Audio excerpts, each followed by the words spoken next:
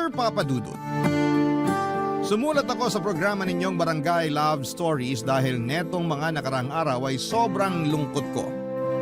Tapos aksidente kong nakita ang isa sa mga uploaded stories ninyo online na agad kong pinakinggan. At nung natapos ko nga ito ay nakaramdam ako ng gaan sa puso ko. Lalo na masasabi kong inspirational talaga yung tema ng naturang kwento. Doon na nagsimula ang pakikinig ko sa programa ninyo tapos ay naisip ko na what if ako naman ang sumulat para humingi ng payo sa mga kabarangay natin, Papa Dudut. Pero bago ko simulan ang pagkukwento ay magpapakilala muna ako sa inyo. Ako po si John David pero tawagin niyo na lamang po ako sa pangalang JD. 32 years old at nagtatrabaho bilang accountant sa isang private company sa Makati. Matangkad din ako, almost 6-footer, mestizo at gwapo. Dahil sa physical kong katangian, mataas talaga ang tiwala at kumpiyansa ko sa sarili ko. Yun din ang dahilan kung bakit naging habulin ako ng mga kababaihan. Wala ano magagawa ko kung pinanganak akong magandang lalaki? Pero syempre aminado rin akong chick boy lalo na noong hindi ko pa nakikilala yung babaeng nagpatibok sa puso ko. Isang araw, inimbitahan ako ng best friend ko na magpunta sa party ng family nila kung saan ay 70th birthday celebration ng lola nila. Dito ko nakilala si Clarice na girlfriend ng isa sa mga cousin ng kaibigan ko. Maganda siya, sexy at may pagkasingkit. Malakas din ang datingan niya pero at the same time ay hindi siya yung mga tipo ko. Palibasa ay meron na rin akong ibang babaeng tinitingnan sa party na pinuntahan ko pero malabo ko siyang makausap. Kaya naman nagpunta na lamang ako sa cocktail section ng party hall para kumuha ng inumin. At nagkataon naman na nandun din si Clarice na agad napansin ang mga tinginan ko sa babaeng type ko, Papa Dudut.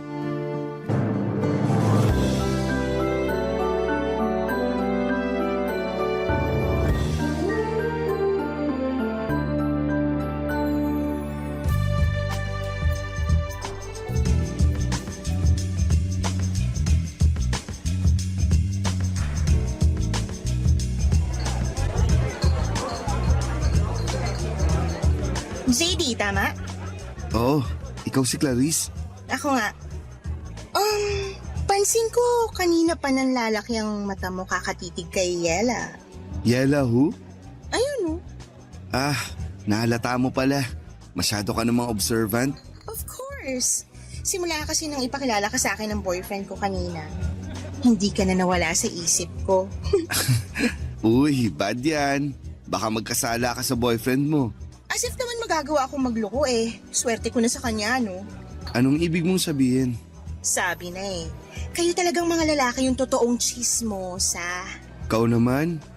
Na-curious lang since nabanggit mo na. Kaya sabihin mo na.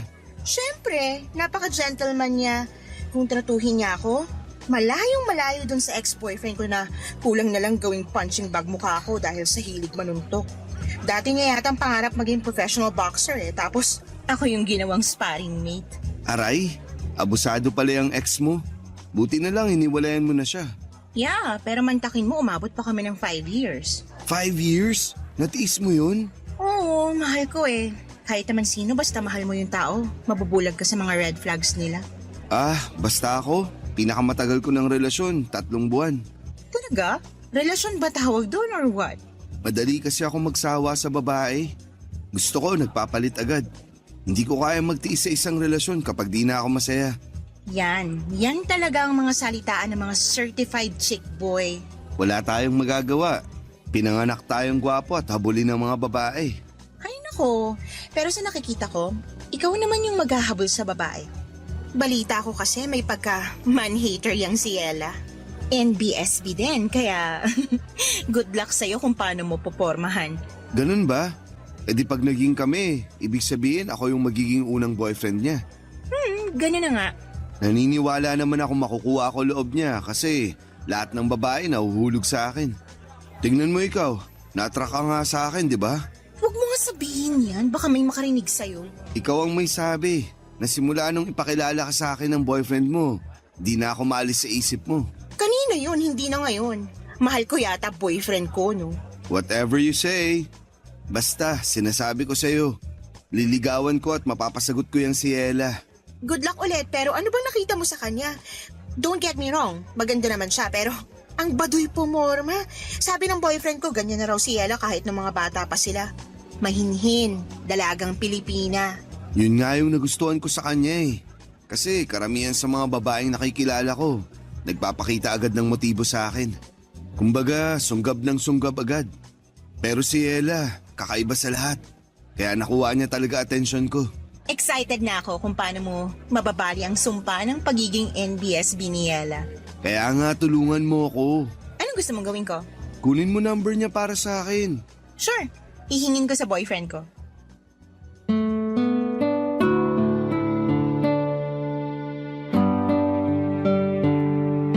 Maganda si Ella, maputi, makinis ang balat, maamo mukha, pero may pagkamanang manamit. Masyado kasing balot na para bang anytime ay mamanyakin siya ng mga kalalakihan, kaya ganon yung defense mechanism niya. Pero kitang-kita ko pa rin ang kaseksihan niya dahil pasimple ko siyang tinitingnan ng mga panahong yon. Nakuha niya kasi ang atensyon ko at swerte dahil binigay din sa akin ni Clarice ang contact number niya na nakuha nito sa boyfriend niya. Natawa pa nga ako nung chineer niya ako na galingan ko ang panliligaw kay Yela Papadudut. Sa isip ko ay challenge na mapasagot ko si Yela dahil sanay ako na ako ang nililigawan at pinapasagot ng mga kababaihan. Pero iba pala talaga sa pakiramdam kapag tinamaan ka na ng pana ni Cupido. At nangyari nga yon ng unang beses kong makita si Yela. Pagkatapos ng party, agad kong tinext ang number niya. Pero ang tagal niya bago mag-reply. Siguro inabot pa ng kinabukasan mga bandang hapon. Akala ko tuloy ay pinagtripan lang ako ni Clarice, kaya maling number ang ibinigay niya sa akin. Pero nung i-text ko ulit doon si Yela ay halos lumabas ang puso ko sa aking dibdib. Dahil sa excitement at kaba nang mag-reply na siya. Natawa pa nga ako kasi para siyang jejemong mag-text. Una niyang tinanong kung sino ako at doon ako nagpakilala sa kanya. Akala ko ay walang magiging progreso ang pag-uusap namin dahil ang tagal na naman ulit bago niya ako nireplyan. Buti na lang at hindi ako sumuko hanggang sa nagtuloy-tuloy na ang pag-uusap namin. Makalipas ang 2 linggo ay nag-decide kaming magkitang dalawa, Papa Dudut.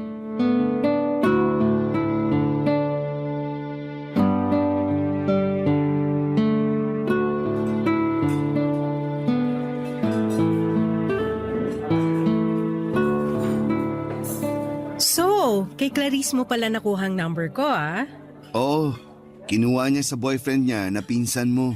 Kahit kailan talaga yung babaeng yun masyadong mapapil. Bakit? May galit ka ba sa kanya? Wala, pero kasama kasi siya ng mga pinsan ko na nagpupush sa akin na makipag-date para magka-boyfriend na. Excited na raw kasi sila na may ipakilala ako sa pamilya namin. Kahit si Lola, suportado sila. Wala naman sigurong masama sa kagustuhan nilang yun para sa'yo, right? Wala nga. Ako lang siguro yung ayaw. Na-mention ni Clarice na may pagka-man-hater ka raw. Totoo ba yun? What? No, OA talaga ng babaeng yun. Pero baka kaya niya nasabi kasi nga NBSB pa rin ako. Tsaka yung huling nang ligaw sa akin na lalaki, inireject ko agad para hindi na niya ipagpatuloy. Bakit? Hindi ka pa ba ready? Siguro, pero more on wala akong tiwala sa mga lalaki. Huwag ka sanang ma-offend May feeling ako na parang iba ka naman sa kanila. Normally, hindi talaga ako sumasama sa kahit na anong invite ng kung sinong lalaki pero eto tayo ngayon.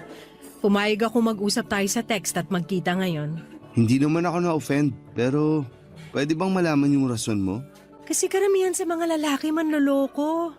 Yung kasing ginawa ng husband ng ate ko sa kanya. Biruin mo, May 2 na silang anak tapos 6 na taon na rin silang kasal. Hindi pa kasama dun yung 4 na taon nilang mag-boyfriend-girlfriend kaya bali 10 taon na silang magkarelasyon. Tapos pinagpalit lang siya sa ibang babae nung mokong na yon na nakilala lang niya doon nung last na nagbakasyon kami sa Boracay. Ay, grabe yung iyak ng ate ko.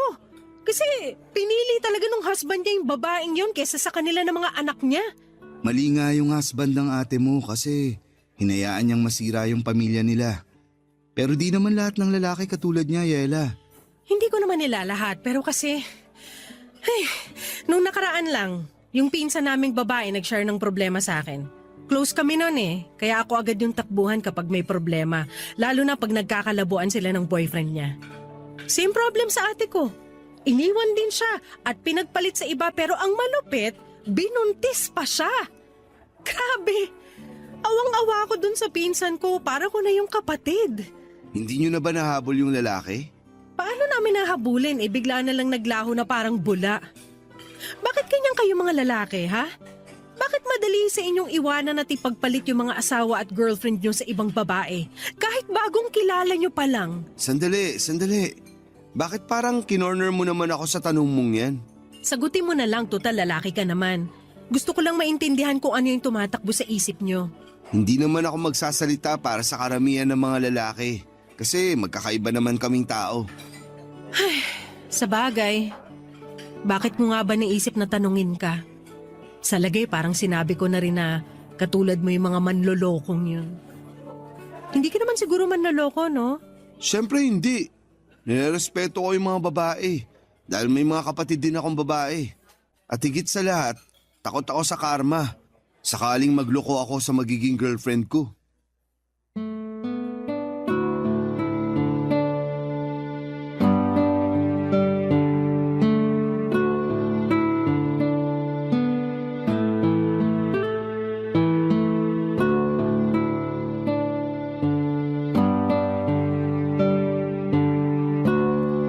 Papadudot after ko siyang i-date sa isang mamahaling restaurant sa isang lugar na kung saan ay hindi ko akalaing magdadala ako ng babae. Pinasyal ko naman siya sa park, Papadudot, since nabanggit niya na mahilig siya sa nature. At buti na lang dahil maganda ang panahon ng araw na yon. Marami po kaming napag-usapang mga bagay tungkol sa trabaho niya at hobbies niya. Yung iba nga ay mga random things lang pero nagulat ako. Kasi na-enjoy kong pakinggan at malaman yon. After our first meet-up/date ay hinatid ko na si Yela sa apartment na tinutuluyan niya. Pero bago kami maghiwalay ay ninakawan ko siya ng halik sa labi niya. Kabado ako kasi akala ko ay sasampalin niya ako pero kitang-kita ko lang na nag-blush siya at ngumiti, Papadudot. Tapos ay nagulat ako kasi bigla niyang inangkla ang mga braso niya sa leg ko. At hinapit ako palapit sa kanya para ipagpatuloy ang aming halikan. Ang date naming yon ay nasundan pa ng ilang paglabas na masasabi kong nauuwi. Or nauuwi sa pag-check-in namin sa motel dahil hindi na talaga namin kayang pigilan ang init ng aming mga katawan. Oo, nakuha ko na si Yela sa kama pero hindi pa kami mag-on. Kaya nag-worry ako ng husto dahil baka wala talaga siyang planong makipagrelasyon sa akin. Pumayag naman siyang ligawan ko pero hindi niya pa rin ako sinasagot. Ewan, hindi lang ako sanay siguro kasi si Yela ang unang babaeng niligawan ko. Kaya naman may pangamba sa puso ko na baka pinapaasa niya lamang talaga ako. At sa huli, wala akong mapala sa kanya ng mga panahong yon. Papadudot. Barangay Love Stories. Barangay Love Stories. Pero lahat ng agam-agam ko kay Yela ay nawala. Noong pagkaraan ng isang buwan na panliligaw sa kanya ay binigay na niya sa akin ang matamis niyang oo. Grabe.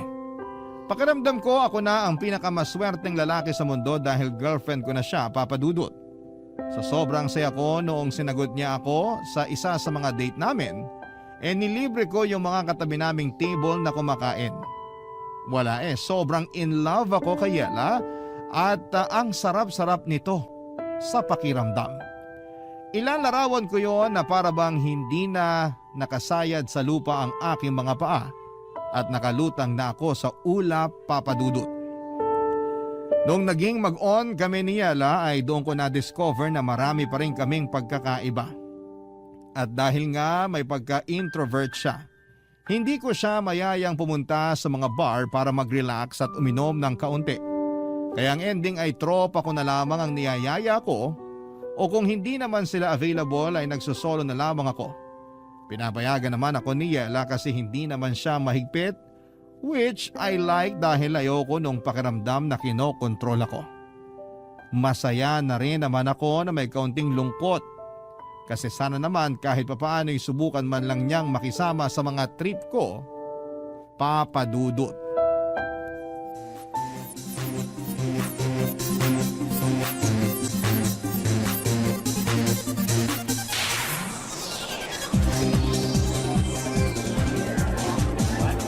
Long time no see, JD. Hi, Clarice! Long time no see rin. May kasama ka ba? Wala, solo trip. Ikaw? Wala rin. Akala ko pa naman kasama mo si Yela. Congratulations pala kasi sa wakas nasira mo na yung sumpa ng pagiging NBSB niya. Thank you. Sabi ko naman sa'yo, mapapa-oo ko siya. Ikaw wala kang tiwala sa kagwapuhan ko. Kasalanan ko bang mawalan ng tiwala sa'yo? Naghuhumiyaw din yung pagiging chick boy mo. Hindi na ako chick boy. Good boy na ako. Nax, pwede ba yun? Ang alam ko kasi once na chick boy ka na, forever chick boy ka na. Masyado ka namang judgmental. Okay, pero bakit mag-isa ka lang ngayon dito? At dito pa talaga sa bar? Kasi ayaw naman sumama ni Ella. Hindi raw siya mahilig sa ganitong klase ng lugar. Maingay, tapos magulo. At di rin kasi umiinom yun. Pero alam naman niya na nandito ako. Kanina lang, kausap ko nga siya bago kita nakita Uy, updated yan. Malapit na tuloy ako maniwala na nagpapaka-good boy ka na talaga. Siyempre, mahal ko si Ella Kaya lang, Kaya lang ano? kasi ang dami-dami naming pagkakaiba. Lalo na sa hobbies. Nakakatampo lang kasi. Di man lang niya magawang mag-adjust para sa akin. Katulad na lang nung pagsama niya rito sa bar para mag-chill. Last time, sinamahan ko siya sa pottery lesson niya. Kahit na di ko gustong napuputikan yung mga kamay ko. Basta makita ko lang siyang masaya. Masaya na rin ako. Tapos kamakailan lang din, sinamahan ko siya dun sa one-day workshop tungkol sa flower arrangement. Uy, maganda yon. Hindi ka ba nag-enjoy? Hindi, kasi panay ang bahin ko. Allergic ako sa mga bulaklak. Ang ending, nagpa-ear ako ng wala sa oras dahil lumala yung allergy ko. Grabe yun. Grabe nga. Kung ako yan, magagalit ako kay Yela. Kasi mukhang pinipilit ka niyang gawin yung mga bagay na hindi mo naman gusto. Ikaw na may sabi. Ganun talaga kapag mahal mo yung tao. Oo nga, pero hirap niyan kasi bago pa lang kayo magkarelasyon Baka mamaya maging dahilan niya ng mga away niyo. Okay na yun. Nakamove on na ako dun. Saka humingi na rin naman ng sorry si Ella. Thankful siya kasi sinamahan ko pa rin daw siya. Nangako na lang siya na babawi sa akin. Kaya nga akala ko sasamahan niya ako nung niyaya ko siya mag-bar. Pero hindi. Kaya eto, mag-isa lang ako. Ikaw, nasan boyfriend mo? He's busy. May business trip ilang araw na. At miss na miss ko na nga. Kaya lang ano magagawa ko? Karibal ko yata doon, hindi ibang babae kundi trabaho niya. Wala talagang perfect na relasyon, no? Kasi kahit gaano pa natin kamahal yung mga jowa natin, may pagkukulang pa rin sila sa atin. Totoo rin naman kasi may tampo rin ako sa boyfriend ko. Hindi niya kasi ako pinagbigyan kahit bago man lang siya umalis. Isipin mo 2 linggo ko pa siya bago ulit makita. Tapos lagi pa siyang busy sa work. Pagbigyan? Sa kama. Kaya dinadaan ko na lang sa pag-inom Cheers para sa atin na nagsisolo trip tonight. Ah, yeah. Cheers! Gosh, ang sarap kahit na ang pait. Gusto ko pa ng isa. Sure ka? Baka malasing ka agad yan, ha? Nandiyan ka naman Di mo naman ako pababayaan, diba? Oo naman. Akong bahala sa'yo. Lasing na lasing si Clarice pero nagtira ako ng pang-uwi namin. Ako ang nag-asikaso sa kanya at plano kong isakay na lang siya ng taxi. Pero hinatak ako ni Clarice sa loob ng naturang taxi na pinara ko para sa kanya at pilit na pinapasama ako. Kaya wala na akong nagawa pa. Naisip kong i-check-in na lamang siya sa isang motel para doon magpalipas ng gabi. Tapos ay iiwanan ko na siya doon at uuwi na. Pero dahil sa kalasingan at init ng katawan ay hindi ko napigilan ang sarili ko na mahumaling kay Clarice. Nagsimula lang yon sa paghawak at halikan hanggang sa may nangyari na sa aming dalawa. Nakailang rounds din kami bago kami nakatulog sa sobrang pagod. Kinabukasan ay hiyang-hiya kami sa mga sarili namin nang nahimasmasa na kami. Nakiusap ako sa kanya na huwag ipagsasabi kahit kanino ang nangyari sa amin dahil mahal ko ang pinsan niya. Sumang-ayon naman si Clarice dahil may boyfriend din siya noong mga panahong yon. Nauna ako mag-check out sa kanya at agad kong tinext si Yela. Dumaan ako sa coffee shop at binili yung paborito niyang kape. Sunod kong pinuntahan ay yung pinakamasarap na cake and pastry shop na kinakainan namin. At bumili din ako doon na kasama kong dinala sa kanya. Gulat na gulat pa nga ang girlfriend ko nang sumulpot ako sa tapat ng apartment niya kasi hindi niya inakala na pupunta talaga ako, Papa Dudut. Pinapasok naman ako ni Yela at pinagsaluhan namin yung dala kong coffee at cake. Tuwang-tuwa siya kaya masaya na rin ako. Pero kinakain pa rin po ako ng konsensya ko dahil sa panluloko sa kanya at sa girlfriend pa talaga ng pinsan niya. Pero wala akong planong aminin lahat ng yon kay Yela, Papa Dudut. Kaya nga para mawala na yung konsensyang nararamdaman ko, mas lalo kong pinaramdam sa kanya na mahal ko siya. At pagkalipas nga ng isa pang buwan ay niyaya ko na siyang magpakasal. Umoo naman si Yela at simpleng garden wedding yung nangyari. Invited pa nga si Clarice at grabe ang kaba ko. Pero nairaos naman ang seremonya ng kasal namin ni Yela nang walang nangyayaring gulo. O baka masyado lang akong praning, pero hindi niyo naman ako masisisi, Papa Dudut. Fast forward. Tumira kami ni Yela sa 2-story na bahay na matagal ko nang binili. Tuluyan ko nang kinalimutan yung kasalanan ko sa kanya at sinabi ko sa sarili ko na magsisimula na kami ng bagong buhay. Kaya lang sa loob ng 3 buwan namin bilang mag-asawa ay sinubo kami ng kapalaran, Papa Dudut.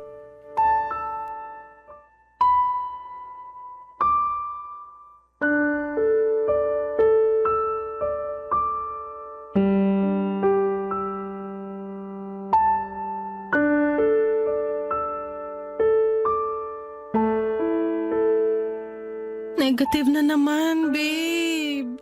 Ganun ba? Hayaan mo na. Subukan na lang ulit natin. Pero paano kung wala na naman? Paano kung negative na naman yung resulta? Hindi ko alam pero umasa na lang tayo na baka makabuo na rin tayo, babe. Pero pagod na akong umasa para lang mabigo na naman. Hindi na tayo bumabata. Gusto ko na magka-baby tayo, babe. Ikaw ba ayaw mo pa? Siyempre gusto ko, pero kung hindi pa binibigay sa atin, anong magagawa natin? So ganun na lang yun? Anong ganun na lang yun? Gusto mo na tanggapin na lang natin na hindi na tayo magkakaanak, ganun ba? Wala akong sinasabing ganyan, Yela. Sa tono mo kasi parang okay lang sa'yo na hanggang ngayon wala pa rin tayong baby. Eh ano ang gagawin ko? Sige nga, sabihin mo yung gagawin ko at gagawin ko. Bakit mo ako sinisigawan? Ikaw kasi, para kang bata kung umasal. Ako pa pala yung parang bata umasal eh. Masisisi mo ba ako? Ginagawa naman natin yung lahat pero parang wala pa rin. Bakit ganon? Bakit yung iba ang dali lang sa kanila magka-baby? Pero bakit tayo hirap na hirap? Ano bang mali sa katawan ko? Nakakainis naman. Babe, makinig ka, okay? Makinig ka sa akin, please. Titigan mo ako sa mga mata, Yela. Nakikinig ako sa'yo. Ikaw na ang may sabi. Ginagawa naman natin ang lahat. Kaya nga tsagain lang natin. Sundin natin yung sinabi ng doktor na gagawin para makabuo tayo. Tapos ipagdasal din natin. Kasi naniniwala ako na kapag pinagdasal natin yung bagay na gustong-gusto natin, ibibigay sa atin yun ng Diyos. Ayoko lang na iwanan mo ko pag hindi kita nabigyan ng anak. Bakit ko naman gagawin yun? Hindi ko lang mapigilang matakot. Hindi ko gagawin yun sa'yo. Hindi kita iiwanan dahil lang di mo pa ako mabigyan ng anak. Di ba? Nangako tayo sa harap ng Diyos na aalagaan natin ang isa't isa, na mananatili tayo sa tabi ng isa't isa sa hirap at ginhawa. Kaya bakit ko naman sisirain yung sumpaan natin yun? Sige nga. Pasensya na ako, masyado lang akong praning.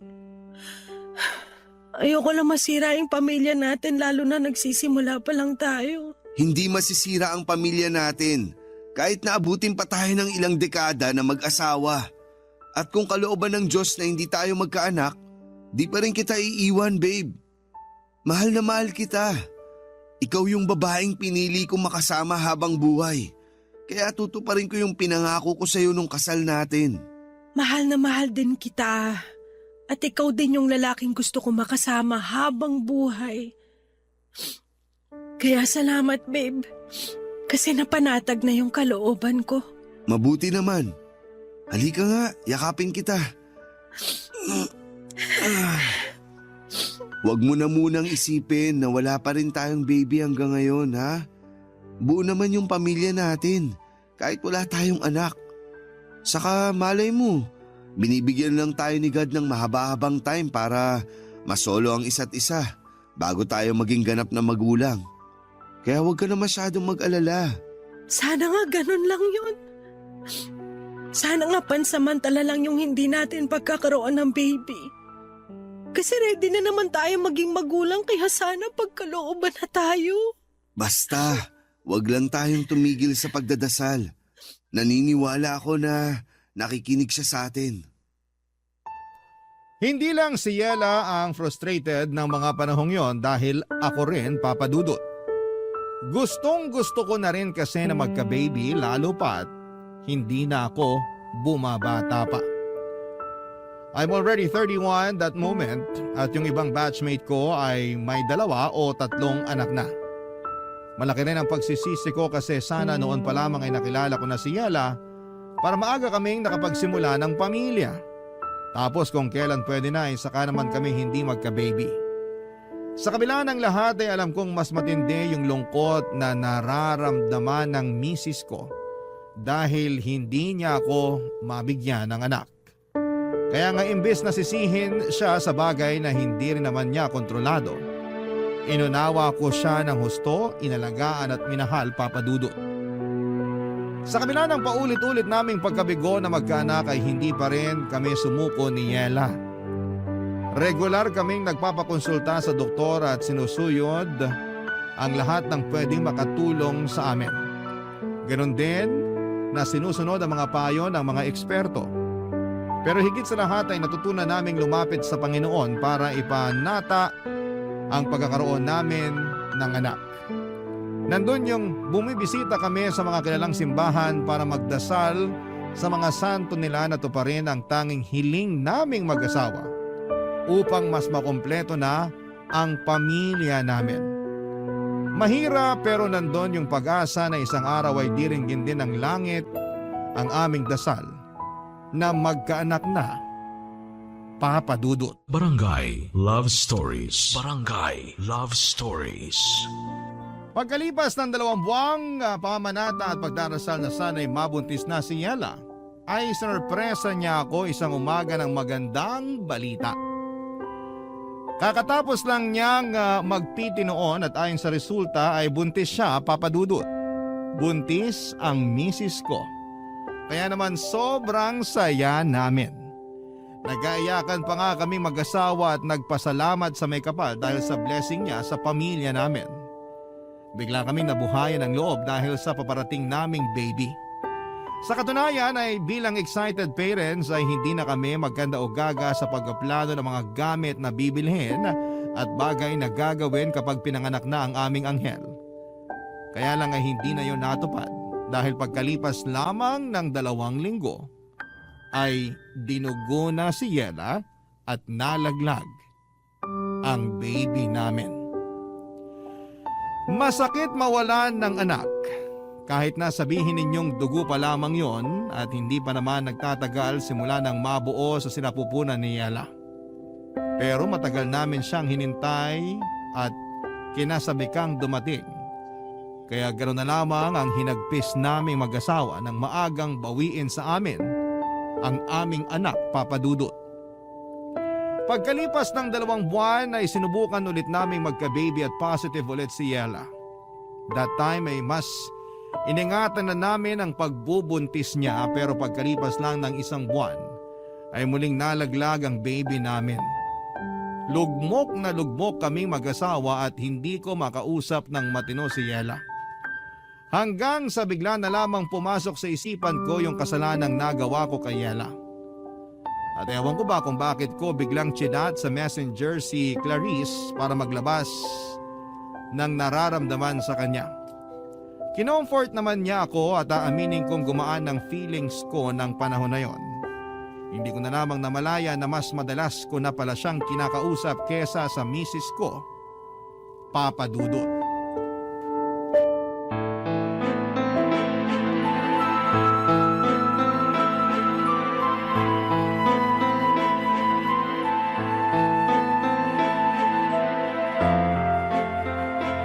Hayop ka, JD!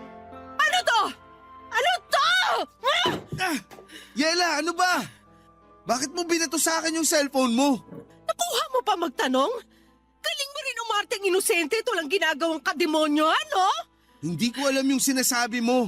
Ikaw tong masyadong mainit dyan. Nananahimik lang ako rito tapos nambabato ka bigla dyan. Bakit di mo tignan yung cellphone bago mo depensahan yung kasinungalingan mo? Tignan natin kung makapagmaang-maangang ka pa! Ano ba kasi to? Babe, magpapaliwanag ako. Wala ka nang dapat ipaliwanag! Nabasa ko na lahat dyan sa conversation niya ni Clarice! Walang hiya kayong dalawa, ang bababoy niyo! Hindi naman namin sinasadya, babe. Saka 1 beses lang naman nangyari yun. Wala akong pakialam kahit 1 beses lang yun nangyari. Hindi pa rin yung dahilan para maabsuelto ka na sa panloloko mo sa akin. Kaya pala, ang lambing-lambing mo nung araw na yon kasi may kasalanan ka, demonyo ka. May papunta-punta ka pa sa apartment ko at padala-dala ng kape at pagkain, yung pala. Gusto mo lang linisin yung konsensya mo. Kasama rin ba sa plano may pakasalan ako? Pinakasalan kita kasi mahal kita, babe. Huwag mo nga ako tawagin, babe. Nasusuka ako sa pagbumuka mo. Makinig ka kasi muna sa akin. Sige, bibigyan kita ng 1 minuto para magsalita. Sabihin mo na lahat ng gusto mong sabihin. Siguraduhin mo lang na makukumbinsi mo ako sa mga idadahilan mo dahil kung hindi, ewan ko na lang. Please, Yela. Huwag mo akong iwan. Hindi ko kakayanin pag nawala ka sa akin. Mahal kita eh. Yung nangyari sa amin ni Clarice, wala lang yun. Dahil lang yun sa alak. Saka kasalanan niya kasi inakit niya ako. Nagmagandang loob lang ako na i-check-in siya nun sa motel. Kasi lasing na lasing siya. Pero siya tong nagbigay ng motibo. Pero pinatulan mo pa rin. Ibig sabihin gusto mo rin. Ibig sabihin malisyoso ka. Kaya ginalaw mo siya. O tapos ano na ngayon? Ha? Sa kanya ka naman nagpapa-comfort kasi alam mong devastated ako dahil sa pagkawala ng mga anak natin? Ha? Ganun ba yun, JD? Hindi lang naman ikaw yung nagluluksa. Ako rin naman. Pero napaka-unfair mo. At ako pa yung unfair? Oo, kasi akala mo ikaw lang yung nawalan eh. Ako rin naman. Lagi kang nagagalit sa akin na para bang kasalanan ko kung bakit di nabubuhay yung mga anak natin. Hindi mo ako kinakausap kaya sino kakausapin ko? Tapos doon ko na naisip si Clarice kasi alam ko maiintindihan niya ako at di nga ako nagkamali. Ang kapal ng mukha mo! Wala kaming ginagawang masama ni Clarice. Nagpapa-comfort lang ako sa kanya. Pero bakit ka nagpapa-comfort sa ibang babae? May asawa kang tao! Alam mo, napakabulok ng katwiran mo! Walang ginagawang masama natikman nyo na nga yung isa't isa! Yela, huwag kang magsalita ng ganyan. Bakit? Nahihiya ka? Aba, dapat lang na mahiya ka kasi nakakahiya naman talaga yung ginawa nyo. Nakakadiri kayo! Nasusuka ako sa inyo! Galit na galit sa akin si Yela nang malaman ang panluloko ko sa kanya noong hindi pa kami kasal. Pero wala na rin naman ako magagawa para itama ang pagkakamaling yon dahil sa nangyari na. Pilit kong pinaintindi sa kanya na dala lamang yon ang kalasingan at bugso ng damdamin pero nagbingi-bingihan si Yela sa mga rason ko. Hindi ko na alam ang gagawin ko noon at naiyak na lamang din ako sa sobrang aburido dahil sa kamalasang nangyayari sa pamilya namin. Galit na galit sa akin si Yela, kulang na lamang ay isumpa niya ako, Papa Dudut. Muli ako nakaramdam ng konsensya sa mga kasalanan ko sa kanya pero thankful pa rin ako dahil hindi ako hiniwalayan ng misis ko. Siguro kahit papaano ay tinablan siya ng pakiusap ko na huwag akong iiwanan. Mahal na mahal ko kasi siya. At nangako ako na gusto kong bumawi sa mga pagkakasala ko sa kanya. At kahit na hindi naman siya sumagot o sumang-ayon, ramdam ko na binigyan pa rin niya ako ng pagkakataon. Kaya ginawa ko talaga ang lahat para suyuin siya. Kahit kasal na kami, niligawan ko ulit si Yela. Pinaramdam ko sa kanya na siya lang ang babaeng gusto ko at mamahalin sa panghabang buhay. Na siya lang ang pinakamaganda at natatangi sa lahat. Pero ewan ko ba kung bakit parang lagi niyang binabaliwala yung mga efforts ko. Lagi niyang pinaparamdam sa akin na hindi ko makukuha ang loob niya kahit na anong gawin ko. Doon ako nakaramdam ng frustration kasi ang unfair niya para sa akin, Papa Dudut.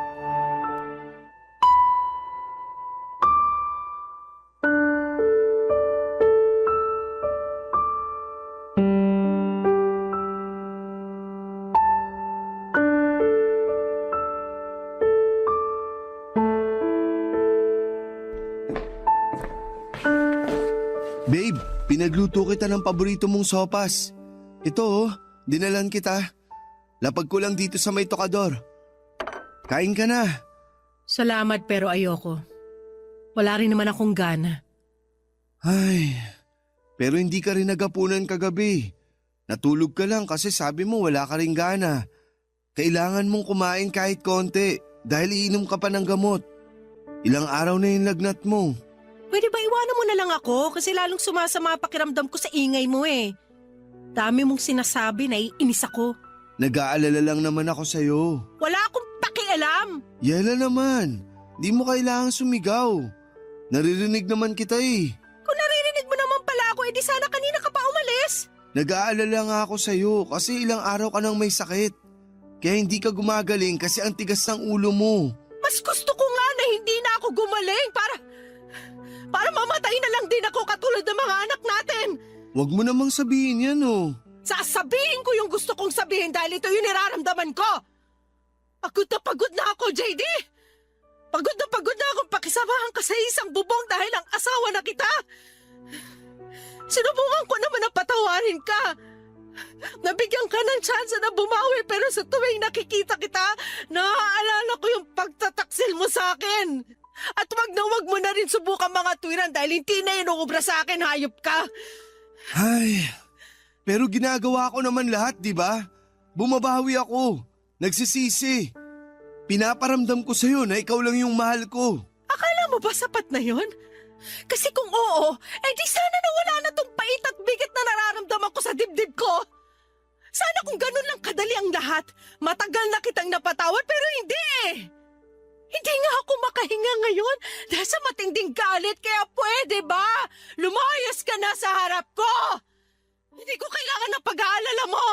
Please, Yela. Hayaan mo lang akong gawin yung tungkulin ko bilang asawa mo.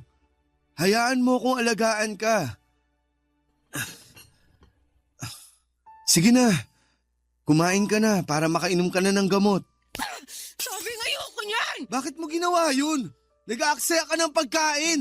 Ikaw kasi ang kulit mo eh. Sinabi ayoko ng sopas mo, pinagpipilitan mo pa. Tsaka nung malay ko kung nilagyan mo pala yan ng lason para matuluyan na ako. Nang sa ganon, kayo na ni Clarisse magsama. Walang ganun! Masyado ka lang praning! Masisisi mo ba ako? Eh kasalanan mo kung bakit ako nagkakaganito. Kaya magtiis ka. Kasi ito na yung ganti ko sa'yo. Sisiguraduhin kong ikaw ang susuko sa ating dalawa dahil hindi na mangyayari na pabalik tayo sa dati. Wala kang dapat na sisihin kundi sarili mo. Kaya linisin mo na yung kalat at umalis ka na sa harapan ko! Wala akong nagawa ng mga panahong yon kundi ang sundin ang gusto ni Yela. Niligpit ko yung natapong sopas at nagkalat na bubog ng mangkok bago siya iniwang nakahiga at umiiyak sa kwarto namin. At kahit na anong pakiusap at pagpapaamo ko sa kanya, Papa Dudut, ay paulit-ulit niya rin akong pinagtatabuyan. Hindi ko na po alam ang gagawin ko. Lugmok na lugmok ako kasi nagbago na ng tuluyan ang babaeng pinakamamahal ko. Pero sa kabila ng lahat ay hindi pa rin ako tumigil na mag-effort para mapatunayan kay Yela na nagsisisi na ako sa mga nagawa ko sa kanya, Papa Dudut. Mahal na mahal ko si Yela at ayokong masira ang pamilya namin dahil lang sa mga kasalanan ko sa nakaraan. Kaya lang napapagod din naman ako, napapatanong ako sa sarili ko kung tama ba ang trato sa akin ni Yela o masyado na siyang nagiging unfair. Para sa akin ay hindi ko deserve na tiisin ang ganito katagal, lalo pa humingi naman ako ng tawad at pilit na nagbabagong buhay na.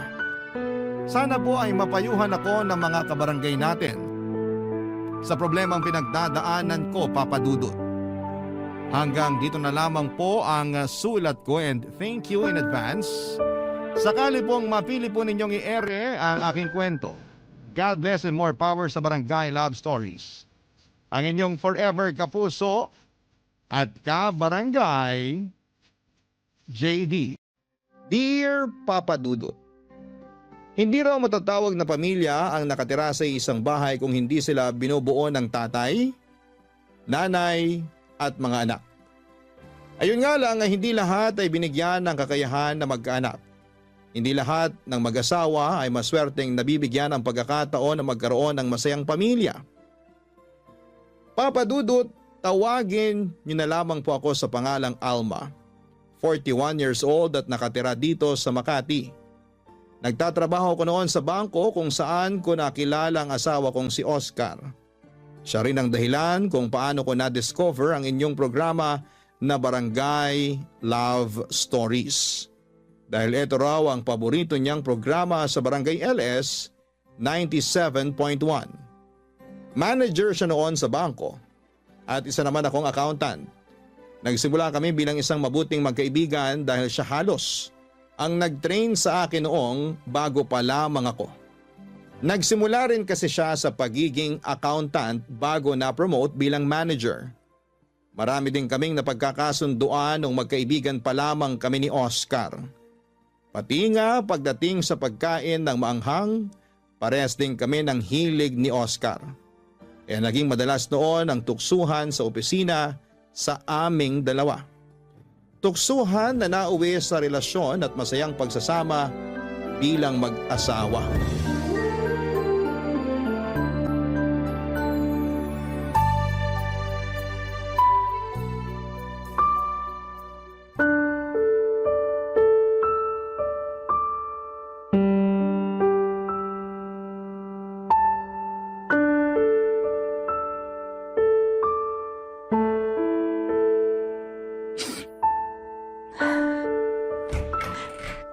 Alma, nalaban mo ba yung color blue na uniform ko? Alma? Umiiyak ka ba? Hindi. Nagtitiklop lang ako ng mga damit dito na sinilong ko kanina. Ano nga yung hinahanap mo na uniform? Bakit ba umiiyak ka na naman? Hindi naman ako umiiyak. Huwag ka na mag-deny kasi namamagapay ang mga mata mo. Sabihin mo na lang sa akin ang totoo. Wala namang dahilan para umiyak ako, Oscar. Medyo sinisipon lang talaga ako kaya naluluhan na rin ang mga mata ko. Yung baby ba natin? Dahil ba to sa pagkalaglag ng baby natin mula sa sinapupunan mo ilang buwan nang nakakaraan? Sabi ko naman sa'yo, hindi mo kailangan na maglihim sa akin. Akin na nga yung mga kamay mo at hahawakan ko ng mahigpit. Sorry, Oscar. Bakit ka naman nagsasorry?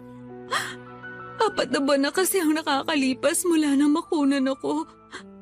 At nangako ako na hindi na ulit ako iiyak pa. Pero hindi ko talaga mapigilan na maluha eh. Normal lang naman na umiyak, lalo na sa'yo. Halos 6 na buwan mong pinagbuntis ang anak natin. Kaya alam ko na ikaw ang mas apektado sa pagkawala niya. Hindi ko lang kasi maintindihan, Oscar. Bakit ganun? Bakit kailangan na mawala pa siya sa atin? May dahilan kung bakit nangyayari ang mabibigat na bagay sa buhay natin, Alma. Ano pa bang dahilan ang pwedeng ibigay? Sa 4 na beses na pagkawala ng baby natin mula sa sinapupunan ko. Bakit kailangan pa ulit-ulit na lang ako makunan? Bakit kailangan na mangyari pa sa atin to? Bakit tayo pa? Hindi ko masasagot yan sa ngayon. Pero sigurado ako na may tamang panahon para makuha natin ang mga kasagutan sa mga tanong mo. Saan ba ako nagkulang, Oscar? Sinabi ko naman sa'yo noon na wala kang naging kahit na anong pagkukulang, Alma. Oscar, sinunod ko lahat ng bilin ng doktor sa akin. Mula sa pagkain ng mga tama hanggang sa pahinga na kailangan ng katawan ko. Pumahig na nga rin ako na mag-resign sa trabaho gaya ng sinabi ng doktor na dapat kong gawin. Mas inalagaan ko ang katawan ko para sa baby natin. Pero bakit pumitiw pa rin siya? Bakit nawala pa rin ang anak natin? Baka hindi pa raw tayo handa para magkaroon ng anak. Kaya hindi pa siya binibigay sa atin. Ano pa bang kailangan nating gawin? Para makita ng Diyos na handa na tayo maging magulang. Alma, mahirap sagutin ang mga tanong mo dahil hindi ako ang Diyos. Isa lang ang alam ko. Wala kang naging pagkukulang. Naging mabuti kang asawa sa akin at ina sa mga anak natin na pinagbuntis mo kahit hindi man sila nabuhay sa mundong to. Oscar, sorry. Sorry talaga. Sorry kung palagi na lang akong ganito. Palagi na lang akong umiiyak. Sorry kung palagi mo na lang akong nakikita na mahina. Tahan na, Alma. Hindi mo kailangan na mag-sorry sa akin. Ang gusto ko lang, kahit alam ko na mahirap, magpakatatag ka. Kasi yun ang paulit-ulit kong ginagawa. Nahihirapan din ako kasi 4 na beses na tayong nawala ng anak. Nahihirapan ako pero nagpapakatatag ako para sa'yo. Kaya sana, yun din ang gawin mo. Magpakatatag ka rin para sa akin.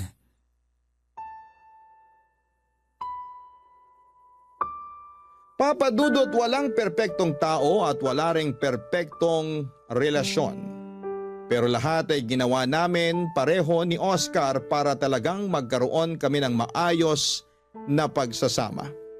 Solong anak lang si Oscar na mga magulang niya kaya umasa ang mga ito na mabigyan namin sila ng maraming apo. Naalala ko pa noong unang beses ko silang makilala. Walang ibang bukang bibig ang nanay niya kung hindi sana maka-4 o 5 anak daw kami ni Oscar. Umaasa raw sila na magkakaroon kami ng malaki at masayang pamilya. Nang mga panahon na yon ay hindi pa kami kasal ni Oscar. At batid ko sa sarili ko na may problema ako sa matres ko. Irregular kasi ang period ko at college pa lamang, na-diagnose na ako na may PCOS. Kaya nga nang makilala ko ang mga magulang ni Oscar at malaman ko ang pangarap ng mga ito para sa kanya ay nangamba ako kaagad na baka hindi ako matanggap ni Oscar kapag nalaman niya ang kalagayan ko. At nangyayain niya ako na magpakasal noon ay naiyak talaga ako na labis niyang pinagtaka at pinag-alala. Halata kasi na hindi tears of joy ang nilabas ng mga mata ko ng mga oras na yon. Luha yon ng lungkot at pangamba. At doon ko sinabi sa kanya ang kalagayan ko na baka mahirapan ako na bigyan siya ng anak. O baka hindi ko na siya tuluyang mabigyan ng anak. At tinanong ko siya kung mamahalin at pakakasalan niya pa rin ba ako kahit na hindi ko siya mabigyan ng anak. Sinabi niya naman na tanggap niya at mamahalin niya ang lahat sa akin. Kaya ng araw na yon, Papa Dudut, ay tinanggap ko ang alok niya ng pagpapakasal sa akin.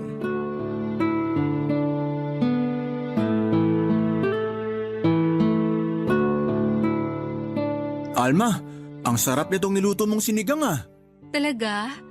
Sakto lang ba ang lasa ng sabaw at pagkakaluto ko sa karne ng baboy? Saktong-sakto lang ang lahat. Kita mo nga oh, pangatlong bulos ko na ng kanin tong nasa plato ko ngayon.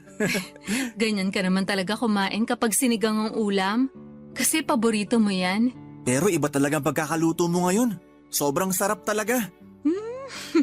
Namiss mo lang yung sinigang ko. Nako, siguro nga. Kung pwede nga lang, gabi-gabi sana ito lang ang ulam natin eh. Hoy, hindi naman pwede yun. Kasi kailangan din natin mag-ulam ng gulay sa ibang araw. May gulay naman tong sinigang ah. Alam ko, pero iba pa rin yung nag-uulam tayo na puro gulay lang. Lalo na sa ganitong edad natin na malapit na mawala sa kalendaryo. Oscar? Alma? Sino yung kumakatok? Gising pa ba At kayo? ganitong oras pa talaga? Oscar? Parang boses nga ni Jenny yun na Alma? dati nating katrabaho. Pupuntahan ko lang Oscar? yung kumakatok kasi Alma? tapos na rin naman akong kumain. Pagbuksan Sige, niyo naman ako ng susunod pinto, rin kaagad please. ako. Jenny! Sabi na nga ba at boses mong narinig ko? Alma! Alma, salamat. Pinagbuksan mo ako ng pinto. Teka, bakit ka umiiyak? Tsaka, bakit may dala kang malaking bag? May pasa ka pa sa pisngi at braso mo, oh. Pasensya na talaga sa abala. Pero wala na kasi kung alam na pwedeng mapuntahan. Ayos lang, Jenny. Halika, pumasok ka nga muna. Salamat. Maupo ka muna sa sofa. Sige. Ano ba nangyari? Sabihin mo sa akin. Si Edward kasi. Pinagselosan niya yung dati kong kaklase na nakasalubong namin sa mall kaninang umaga. Oh, si Jenny palang bisita natin. Oscar, ikuha mo naman muna si Jenny ng isang basong tubig. Sige, sandali lang. Sinaktan ka na naman ba ng live-in partner mo? Kaya may pasa ka sa braso at pisngi mo? Oo. Ayaw niya kasing maniwala na wala naman kaming naging relasyon nung dati kong kaklase. Nagulat at natuwa lang kami na makita ang isa't isa kaya bigla siyang napayakap sa akin. Pero pinaalis ko na rin kagad siya kasi napansin ko na iba nang tingin sa kanya ni Edward. Tapos, nung makaalis siya, pinagtaasan na ako ng boses ni Edward hanggang sa paunahin na niya akong umuwi ng bahay.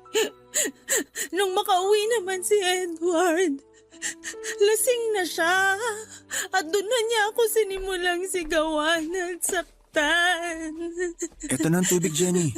Uminom ka muna. Salamat, Oscar. Grabe talaga yung si Edward. Sabi ko naman sa'yo, hiwalayan mo na yung lalaki na yan eh. Kasi hindi naman to ang unang beses na sinaktan ka niya. Mabuti na lang at walang nangyaring masama sa pinagbubuntis mo, Jenny. Kaya nga pinilit ko na talagang makaalis sa bahay na yon. Nung huminto siya sa pananakit sa akin kanina at lumabas ng bahay, kinuha ko kaagad yung mga importanteng gamit ko at nilagay ko dito sa bag. Hindi na ako nagdalawang isip pa na iwan siya dahil baka yung pinagbubuntis ko naman ang mapahamak ng dahil sa kanya. Sa wakas, natauhan ka rin na iwanan ng walang hiyang lalaki na yon. Ang laki na ng tiyan mo, oh. Parang ilang buwan na lang manganganak ka na, pero sinasaktan ka pa rin ng hayop na yon. Alma, Oscar, alam kong nakakahiya pero pwede bang dito muna ako sa bahay niyo kahit ilang araw o linggo lang? Wala kasi akong alam na pwedeng puntahan dito sa Maynila. Nasa Davao kasi yung mga kamag-anak ko. Oo naman, Jenny. Parang kapatid na kita kaya welcome ka dito sa bahay namin ni Oscar.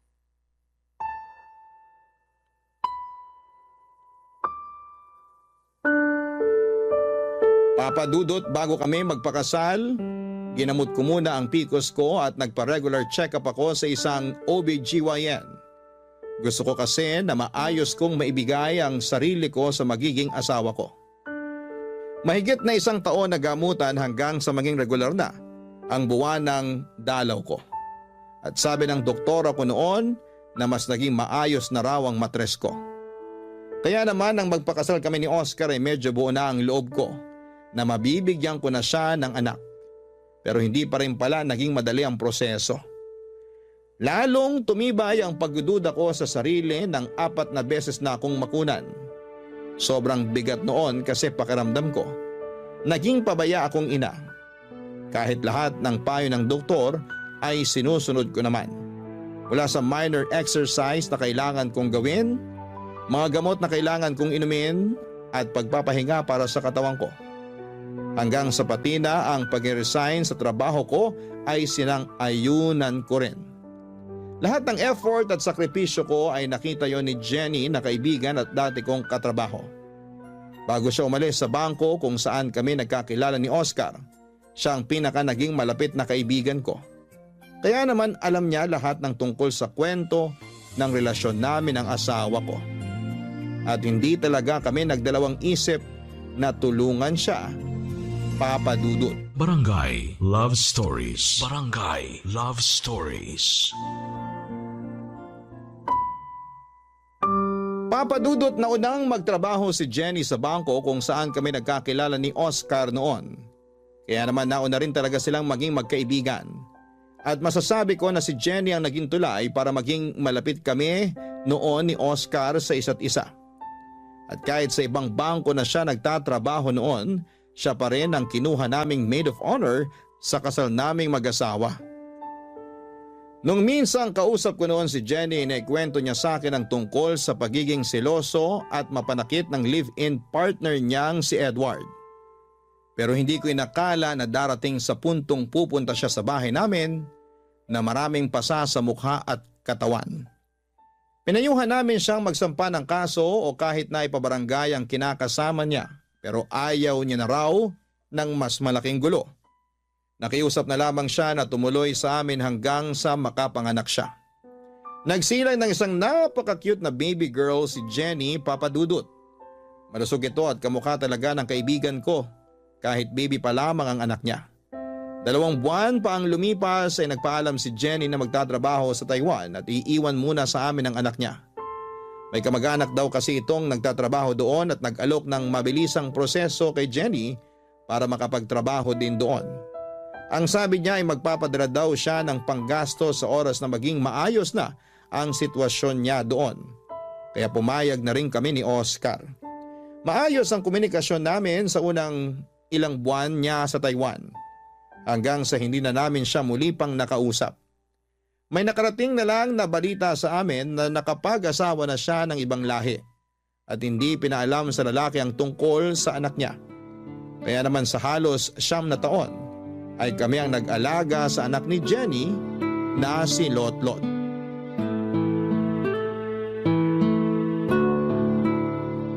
Sakto na tong pagkakaluto ko dito sa mga turo na to.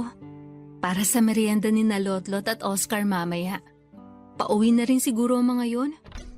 Ipagtitimpla ko na nga sila ng kape at gatas para kapartner nitong merienda nila.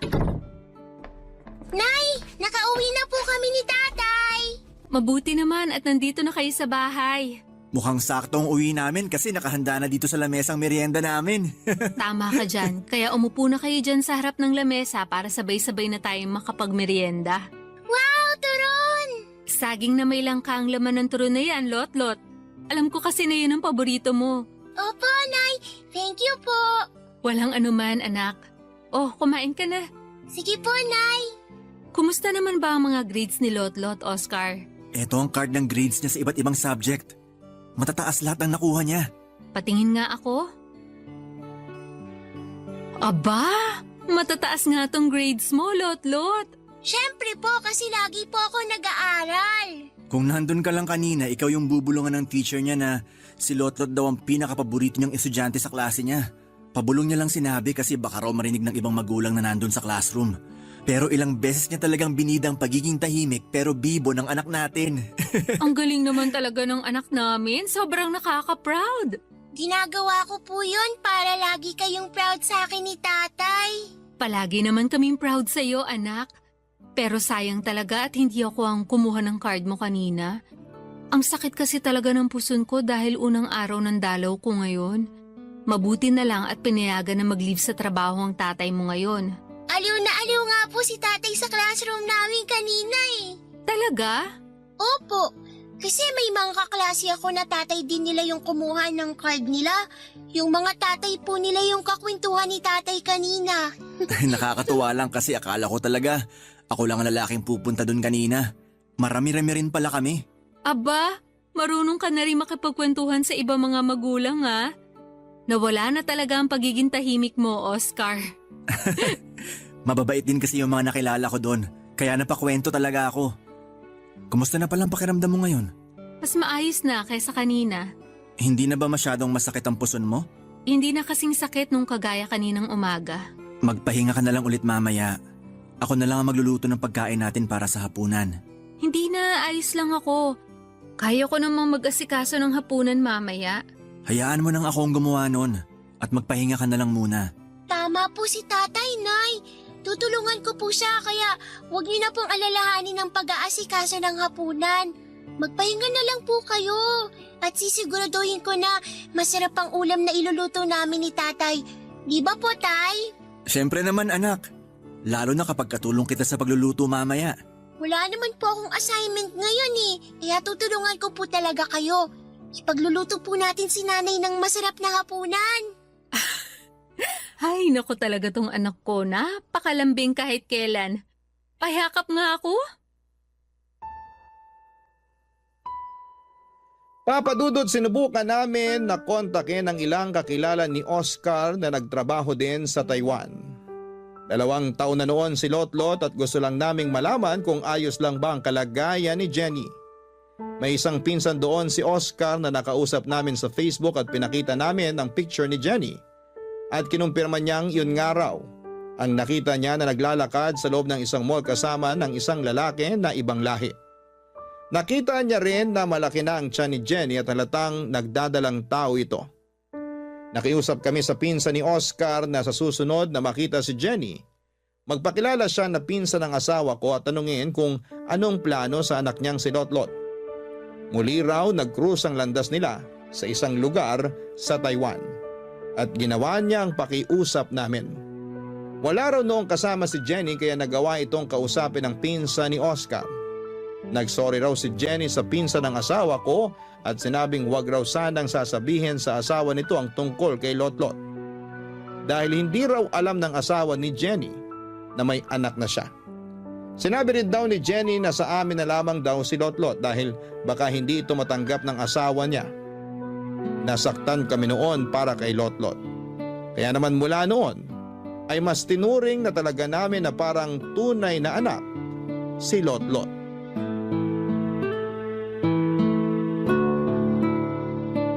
Oscar, heto na ang kape at tinapay mo na may palamang peanut butter. Ilalagay ko muna dito sa mesa tong tray kasi mainit pa tong 2 tasa ng kape na nandito para sa atin. Sige. Salamat Alma. Si Lotlot pala, ano oras makakauwi? Siguro bago mag-alas 5. Pero ihahatid naman daw siya nung nanay ng kaklase niya. Medyo malapit lang din naman dito yung bahay kung saan sila gumagawa ng school project ng mga classmates niya. Mukhang napaka-busy ng anak natin Nako, sinabi mo pa, Oscar. Minsan nga nang sinilip ko yan sa kwarto niya na madaling araw, nakita ko na nakahiga na siya sa kama niya.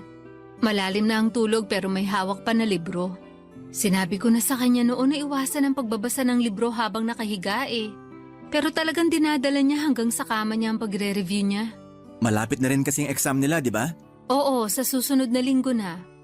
Gusto niya kasi na mas mataas pa ang makuha niyang grade sa last grading period nila. Kaya grabe talaga siya mag-aral. Baka naman maabuso niya masyado ang katawan niya.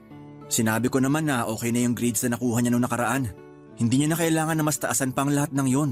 Pinaalala ko na yan sa kanya. Ang sabi ko, wag siya masyado magpupuyat kasi ayaw natin na magkasakit naman siya. Makulit lang talaga yung anak natin at gusto na mas galingan pa sa klase nila.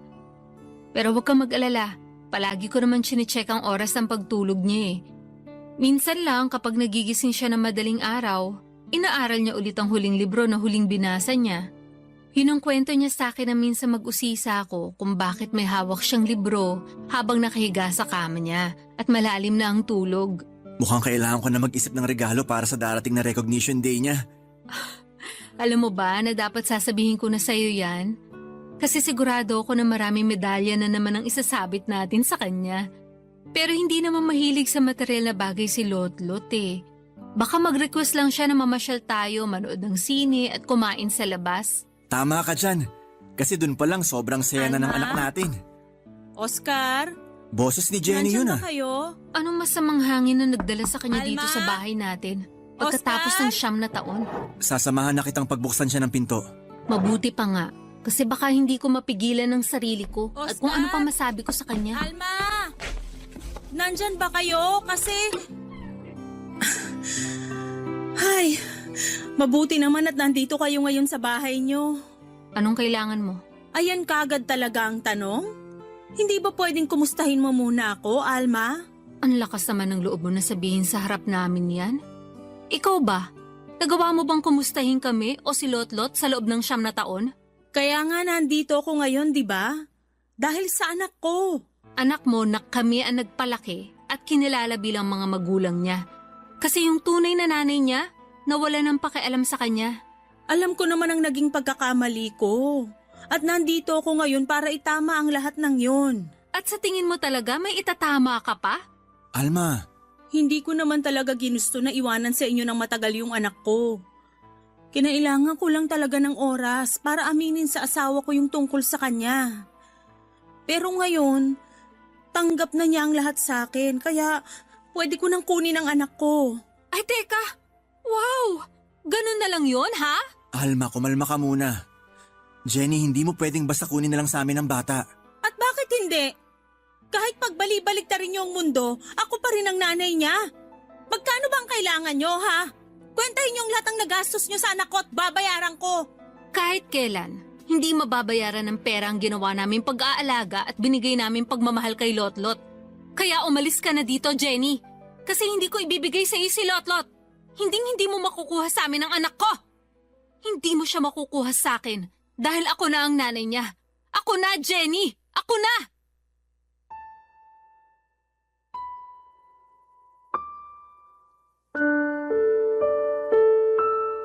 Papadudot mula ng unang beses kong mabuhat si Lotlot noong baby pa lamang siya.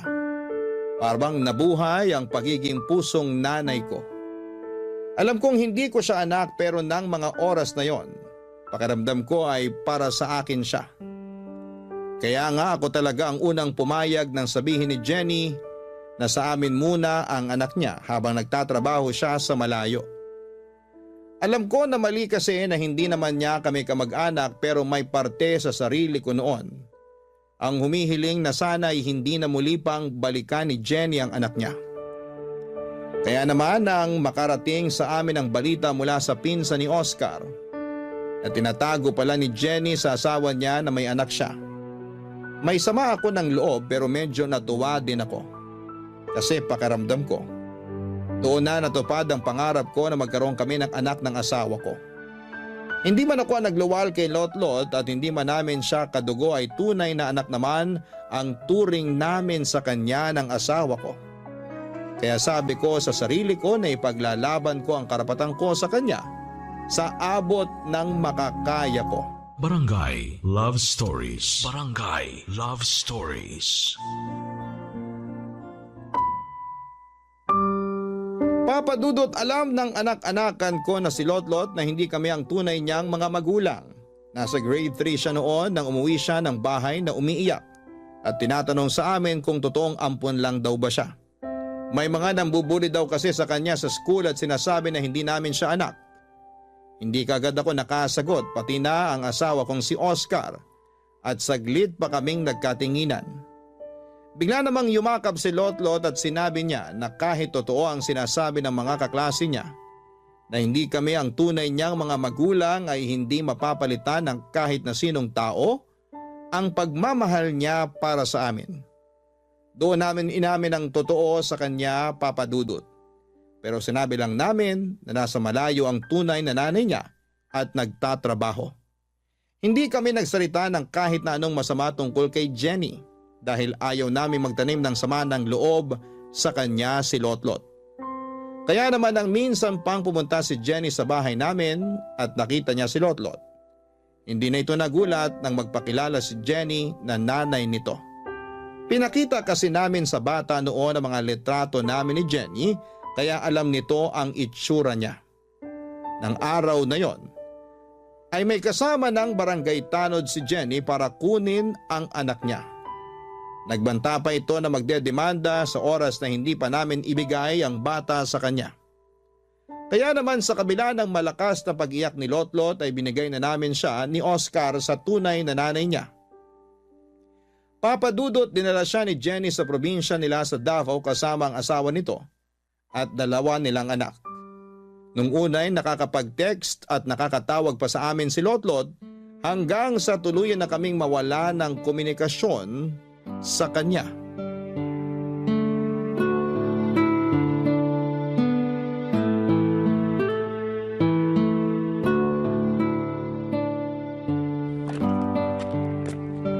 Nandito ka lang pala sa labas ng bahay. Oo. Dinidiligan ko lang itong mga halaman natin dito. Akala ko nasa likod ka ng bahay at naglalaba doon. Inuna ko na muna ang gawin ng pagdidilig dito kasi medyo maaga pa naman. At saka, konti lang din ang labahin ko kaya mabilis ko rin na matatapos yun. Sige, tutulungan na lang din kita sa pagdidilig sa mga to. Okay. Yung mas maliit na pandilig na lang din ang gamitin mo. Alam ko naman na hindi ka sanay na magdilig ng mga halaman dito eh. Baka malunod pa sila kapag tabo ang ginamit mo. Hindi rin kasi ako madalas na tumambay dito sa mini garden sa labas ng bahay natin.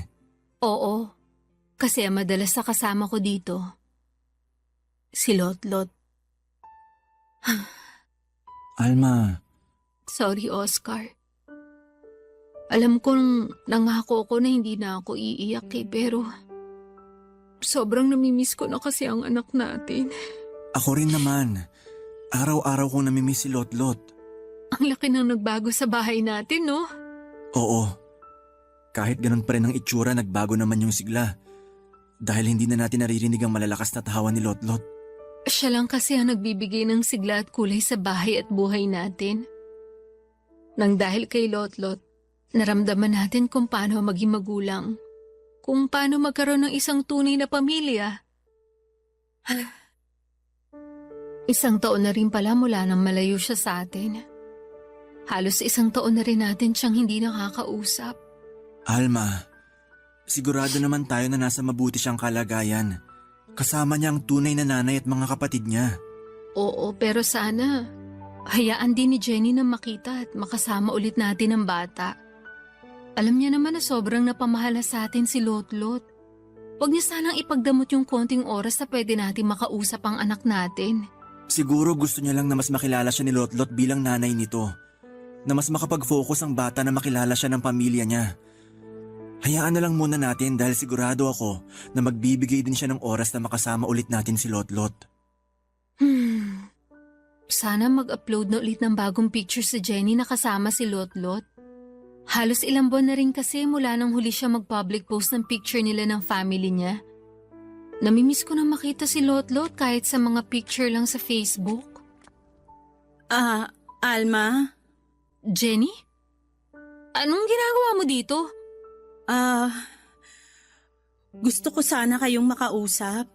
Kasama mo ba si Lotlot? Hindi. Pero siya ang dahilan kung bakit pumunta ako ngayon dito sa bahay niyo. Una sa lahat, gusto ko munang humingi ng tawad para sa mga nagawa at nasabi kong mali sa inyong dalawa.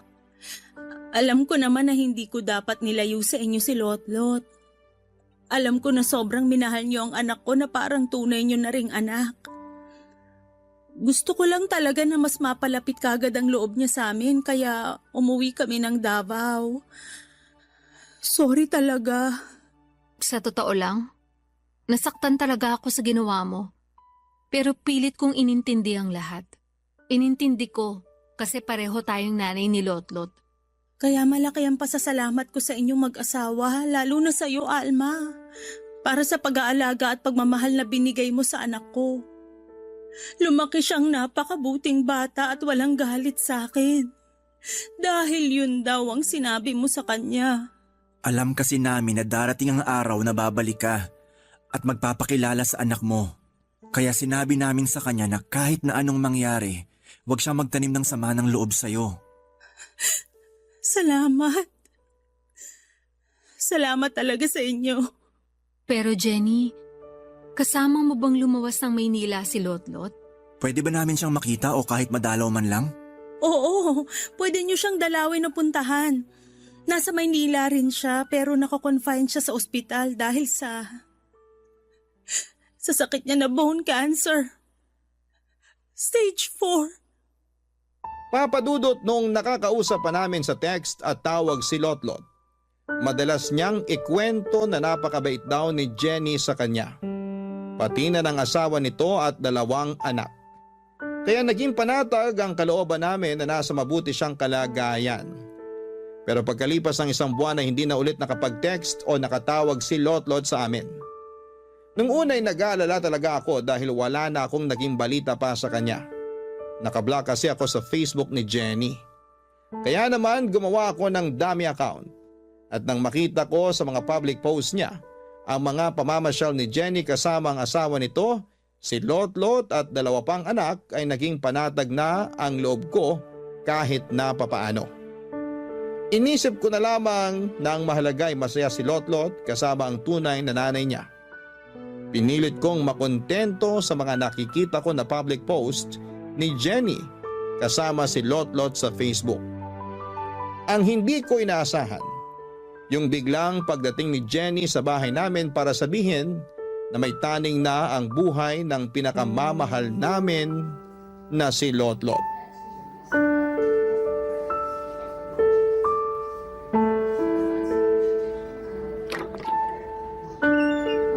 Kayo na pala yan, Alma, Oscar. Pasok kayo. Salamat. Sorry ako medyo ginabi na kami. Na-traffic din kasi kami papunta dito sa ospital. Ayos lang. Kakaalis lang din ng asawa ko kasama yung 2 anak ko. Tulog pa nga pala si Lotlot. Kailan pa pinutol ang binti niya?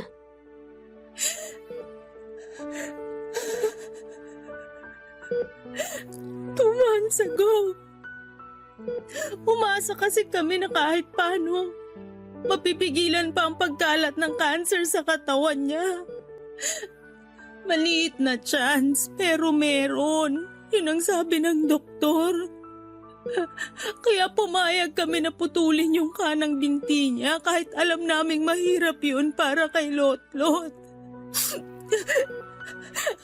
Pero alam nyo, nung itanong ko kay Lotlot kung okay lang ba na maputol yung binti niya para gumaling siya, hindi siya nagdalawang isip na sumagot ng oo. Okay lang sa kanya basta gagaling siya. Matapang na bata kasi talaga si Lotlot. Oo. Hindi kagaya ng nanay niyang napakaduwag sa responsibilidad. Alma, Oscar, sorry kung hindi ko kagad nasabi sa inyo yung kalagayan niya.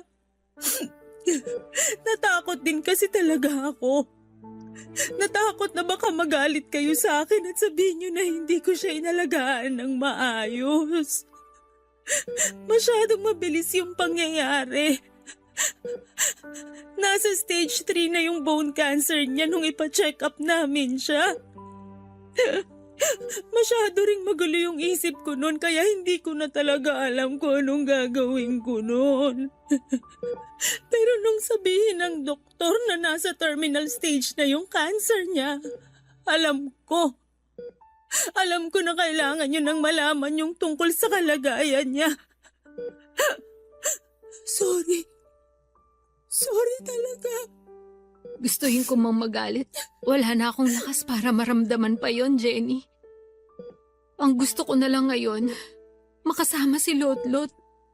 Makasama namin ni Oscar ang anak namin. Ibibigay ko sa inyo lahat ng oras na gusto niyong makasama si Lotlot. Dahil alam ko kung gaano niya kagusto na makasama rin kayo. Lalabas na muna ako. Maiwan ko muna kayo dito kasama ni Lotlot. Sige, salamat.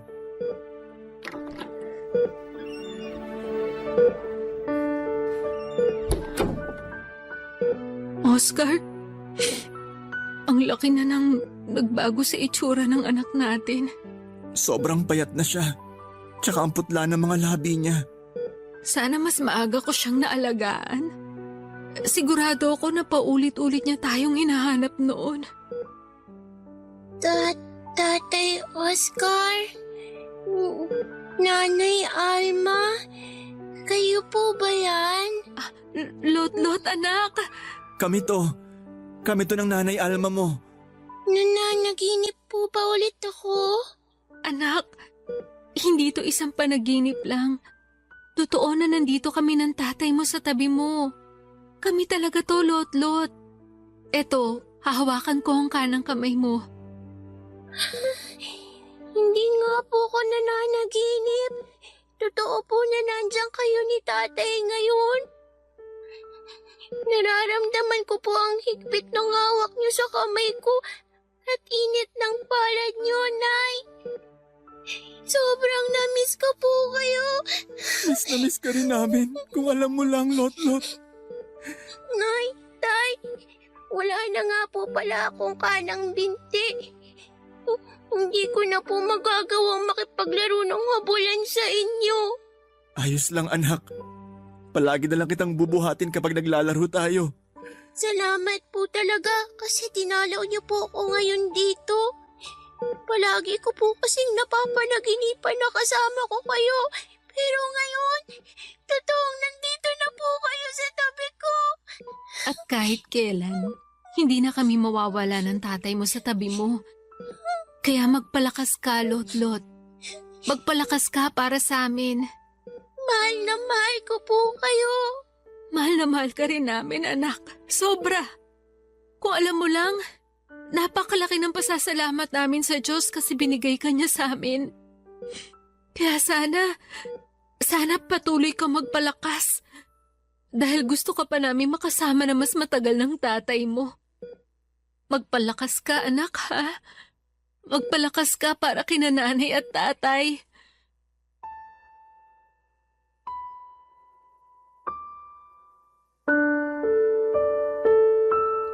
Papadudot nang sabihin ni Jenny sa akin ang tungkol sa sakit ni Lotlot, pakiramdam ko.